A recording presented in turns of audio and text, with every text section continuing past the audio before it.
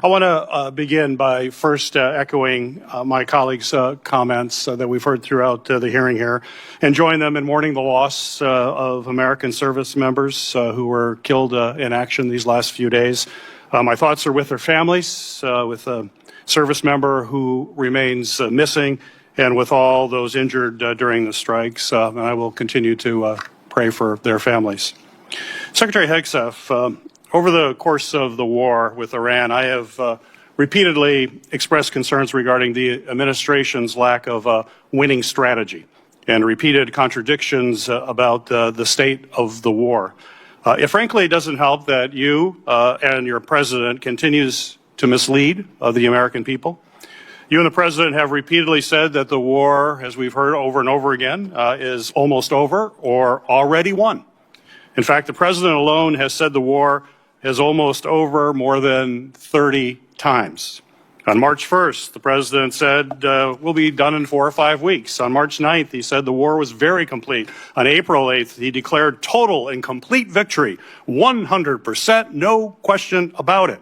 On the same day, you declared Operation Epic Fury was a historic and overwhelming victory on the battlefield, a capital V military victory by any measure. And yet today, July 21st, we have soldiers whose remains are sadly going to be returned to their deeply grieving families tomorrow. Clearly, the war is not over yet. After months of conflict, our strategy to win remains unclear. I have long said the United States has the strongest military in history in the world, and I have no doubt that our brave service members can execute any mission and prevail in any battle. But without a clear winning strategy, we're at risk of being in another forever war that'll put our service members in continued harm's way and continue to cost taxpayers billions of dollars.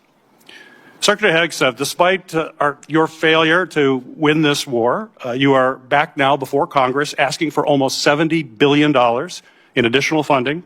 You're asking the American people for a blank check because, once again, the Trump administration's efforts have been an utter and complete failure to win this war to this point. We just saw was a systematic, data-driven takedown by Senator Gary Peters. He brought the exact timeline of contradictions, showing how the administration repeatedly declared total victory while quietly asking Congress for an additional $70 billion to fund an ongoing conflict. Peters is pointing out a classic Washington double standard, claiming a mission is successful, yet demanding massive, unchecked funding to keep it going. But this is where the hearing takes a highly personal turn. Backed into a corner by these cold, hard facts, Secretary Pete Hegseth is about to completely lose his temper. Instead of answering the policy questions, he pivots to a defensive shield, accusing the senator of political cowardice and smearing the troops.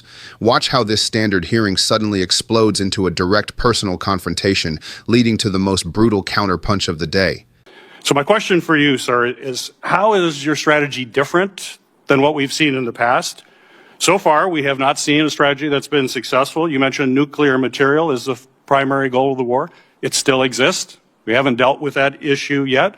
You talk about the destruction of missiles, and yet the missiles that we saw hit recent targets are actually somehow more lethal, more deadly, more maneuverable than what we have seen in the past. So they're obviously improving their munitions. The Strait of Hormuz is still closed, reminding everybody it was open before the war. Prices were lower for everybody until the war, and it still remains closed. And of course, tragically, people, service members, our war fighters, who we care deeply about, are still dying. So what's different? Mr. Hegseth, Secretary Hegseth. I think your characterization of this incredible effort as a failure is reckless. And I think it's irresponsible. And I think it smears the sacrifice of the troops that are out there making on behalf of the American people to ensure that Iran never gets a nuclear weapon. Shame on you and others who call this a quagmire and a failure, and then you want to turn around and say you support the warfighter. Either you do or you don't. Is the nuclear material still there, sir? I can get you a ticket out to CENTCOM and talk to what those Americans are doing, how committed they are to this effort, and how they want to ensure that Iran never threatens their families with a nuclear weapon. That's the kind of intensity that our warfighters have about making sure that that Iran isn't capable of doing Secretary that. Hegseth, if you listen to my comments, you would have heard me say how amazing our warfighters are. I heard failure. And the word heard, I heard exactly what you said. I will tell you how I use the word failure, because I use the word failure to their leaders. You, sir, are the failure, not the men and women who are on that front line, not the men and women who hold up their honor with distinction. But if there's a lack of a winning strategy, they're in harm's way. Their leaders have failed them. And that's what's happening. We have political leadership. You don't have a strategy. You don't have a long-term plan to actually win this war. Win the war.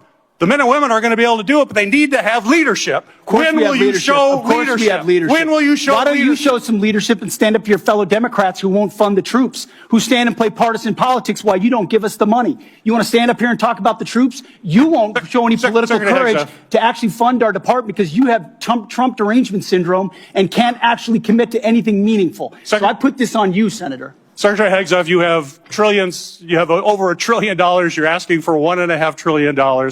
It's not a question of money. It's a question of leadership and understanding what it takes to actually win. Political cowardice of Democrats who won't fund the troops.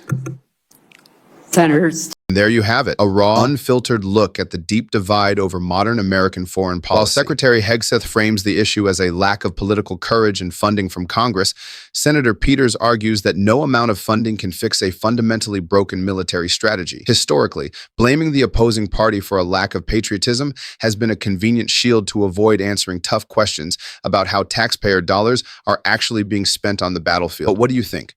Did Senator Peters successfully expose a failed, rudderless strategy, or was Secretary Hegseth justified in calling out what he viewed as partisan attacks on a high-stakes military mission?